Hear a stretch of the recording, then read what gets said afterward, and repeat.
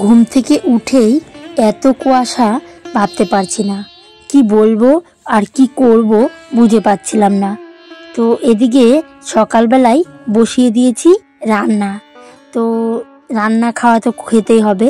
তো সর্বপ্রথম বেগুনের পোড়া দিয়ে দিলাম, আর তারপর কপি টপি কেটে নেব।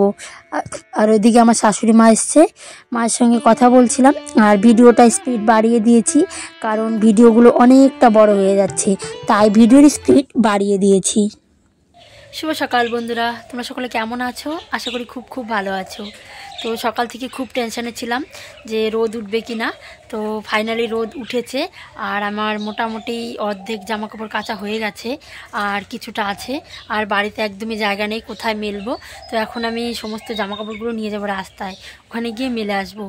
তো চলো পুরো ভিডিওটা সঙ্গে থাকো, আশা করি খুব খুব ভালো লাগবে।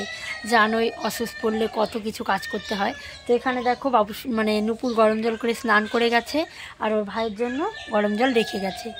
তো চলো আমি রাস্তায় যাই, তোমাদের আর নিয়ে যাব না।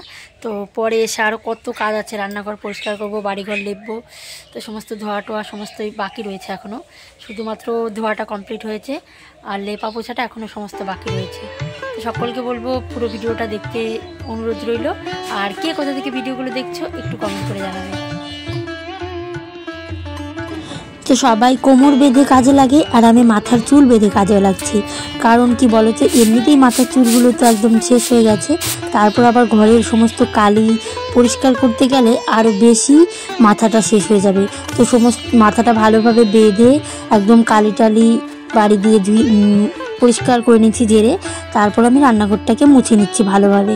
আর এদিকে দেখো সমস্ত মশলার কৌটোগুলো ধুয়ে ওখানে রেখেছি। তো এগুলো কালকে রাতেই ধুয়ে রেখেছিলাম কিছুটা। তো এদিকে দেখো তারপর চলে এসেছি উঠোনে। তো এখন আমি উঠোনে গোবর দিয়ে নেব, কারণ গোবর না দিলে কোনো কিছুই শুদ্ধ হয় না, তাই না? তো শুধু আমাদের নয়, সবাই আছে, এই গোবর ছাড়া কোনো কিছুই শুদ্ধিকরণ হয় না। তো এদিকে কলতলায় জল তুলে রেখেছি, আর এখানে গোবর বেশি করে মেখে নিয়েছি যেন সারা উঠোনটা আমার লেপা হয়ে যায়। তো একটু মোটা করে গোবর দিলে লেপলে দেখতে কিন্তু খুব খুব ভালো লাগে। আমার তো একদম আগে একটুকু ভালো লাগতো না উঠোন লেপতে, তো এখন কিন্তু মোটামুটি বেশ ভালো লাগে। এই গোবর দিয়ে উঠোন ঘর লেপে একদম পরিষ্কার পরিচ্ছন্ন করে পুজো দিলে দেখবে শরীরটাও ভালো লাগে, আর সঙ্গে মনটাও। তো দেখো, তো আমি গোবর উঠোনটায় দিয়ে দিচ্ছি। তো চলো সঙ্গে থাকো, আর বেশি কথা বলছি না তোমাদের সঙ্গে।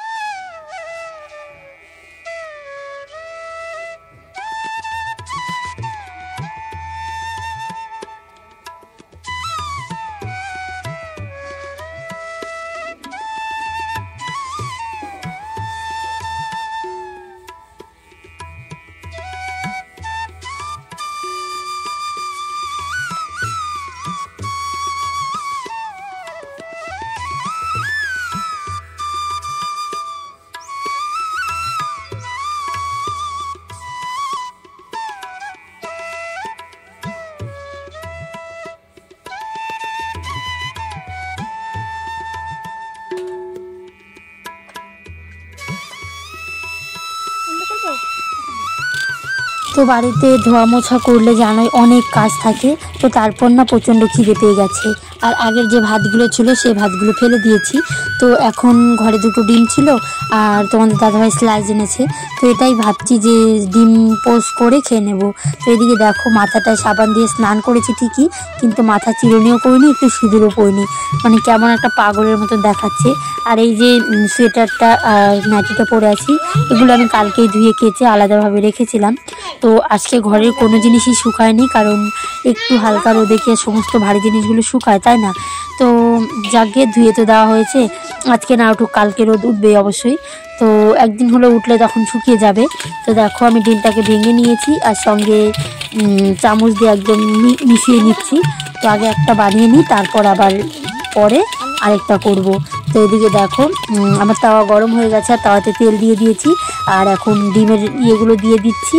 তো আরেকটা ডিম পরে ভেঙে নেব। আমি না আইডিয়া করতে পারি না, পরে দেখা যাবে একটায় বেশি আর একটায় কম হয়ে গেল, তো তাই এভাবেই করে নিচ্ছি। আর এর সঙ্গে একটু চা করব, এটাই খাবো এখন। খিদে পেলে কি করব বলো তো?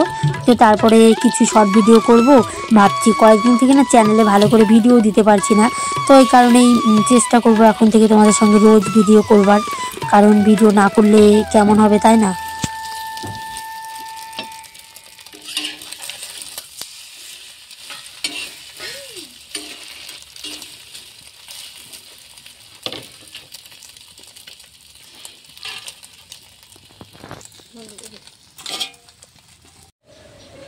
তো আগের ভিডিওতে তোমরা দেখেছো যে একটা দিদিভাই এসেছিলো ডালখোলা থেকে, তো তোমাদের দেখানো হয়নি। দিদিভাই আমাদের একটা সুন্দর গিফট এনেছিল, তো তোমাদের সঙ্গে শেয়ার করিনি বলে কিন্তু এটা প্যাকেট থেকে খুলিনি। তো আজকে এটা প্যাকেট থেকে খুলবো আর তোমাদের দেখাবো। তো এটা হয়তো একটা সামান্য শাড়ি তোমাদের কাছে মনে হচ্ছে, কিন্তু আমার কাছে মানে খুব খুব একটা দামি উপহার আমার কাছে। তোমরা হয়তো ভাববে একটা সামান্য শাড়ি দিয়েছে তাই কত দেখাচ্ছে, আমার কাছে সেটা না, আমার কাছে অনেক একটা ভালোবাসার জিনিস।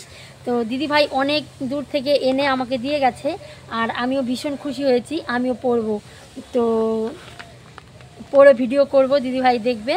তো দিদিভাইকে আমার তরফ থেকে অনেক অনেক ভালোবাসা, আর দিদিভাইয়ের চ্যানেলটাও সবাই একটু সাপোর্ট করো আর ভিজিট করো। তো আমি দিদিভাইয়ের চ্যানেলের ছবিটা আমার থাম্বনেলে দিয়ে দেব।